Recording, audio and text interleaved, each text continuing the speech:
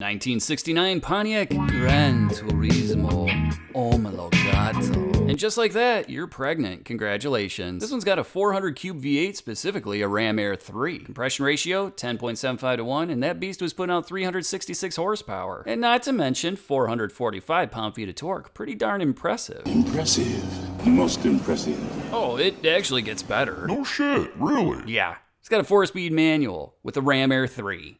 That is a killer combination. And out back we got 256 gears. Just kidding, you're a dummy if you believe that. It's 390. These GTOs aren't terribly light. This thing with drivers 4,034 pounds. Of course, GTOs were still quite popular in 1969, but the Ram Air cars are a little bit more rare. In this configuration, they made 6,143. Muscle Car Review tested a GTO Ram Air 3 and it ran 0 to 60 in 7.4 seconds. Quarter mile was 14.1 and 98.2. You know, I've always loved a good Cougar. They'll suck your till you shoot everywhere. Meanwhile, they're gonna just and give it to you again. And then afterwards, sometimes they'll make you a sandwich. And this one's pretty cool too. Specifically, this one's a 1969 Mercury Cougar Eliminator. And yeah, it's got a 428 Cobra Jet. We're talking compression ratio 10.6 to 1 and horsepower was 335 while torque was coming in at 440. Welcome to another episode of Top and Bottom Comments. The top comment from the last video comes from James Calvin 902. He states, on a long walk through the neighborhood several months ago, I came across a guy who just bought a 74 Chevelle with a 350. It was white and appeared from the outside to be flawless. Probably not fast, but who cares? I complimented the car profusely and felt a nostalgia that was almost overwhelming. I still admire it whenever I see it sitting out in the driveway. Thanks for the comment, James, and funny enough, my neighbor also has a flawless 74 model that I'm always admiring. And the bottom comment comes from Scrappy7571. It states, went for a piss break when the lights turned green, got back, and they still weren't done.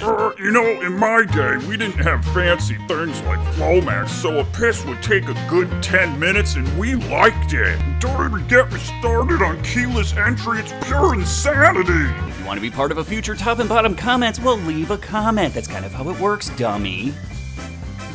It is equipped with a 3-speed automatic transmission and out back is 390 gears. This thing with driver, 3,829 pounds.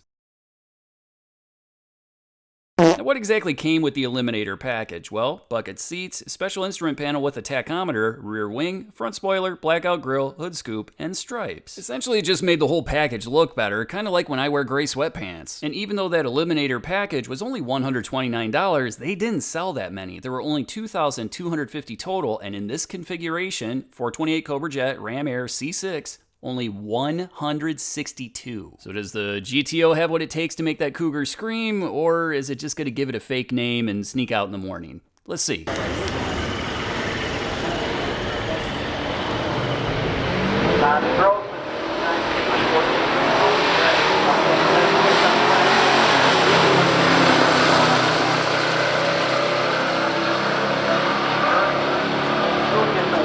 No, the wind goes to Santa Clara, Michigan.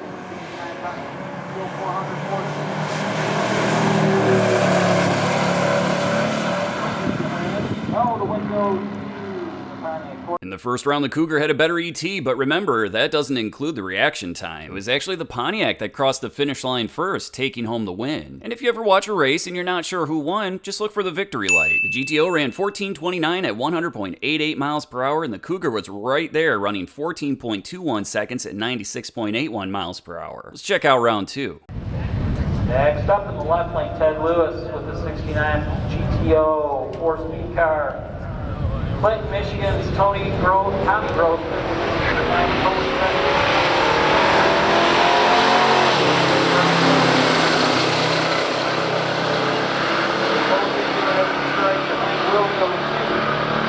The Mercury 14.197.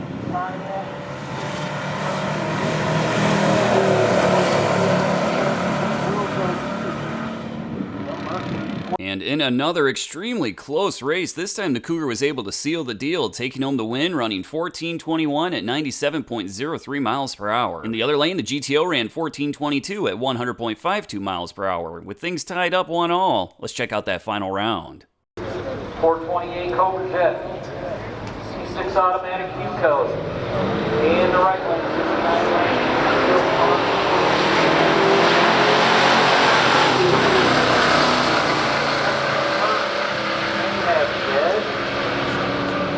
And as the stripe, the wind does go to the GTO, 1418.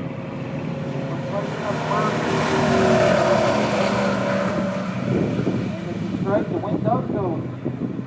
The Cougar had an early lead, but it looked like something went wrong mid-track, and so the GTO takes home the win. That's just how it goes sometimes, drag racing. Huge thanks to the owners for bringing out these cars. They are absolutely phenomenal. Come on, I can see you didn't hit that like button, so throw me a bone here. You might as well just subscribe too. Come on, old pal.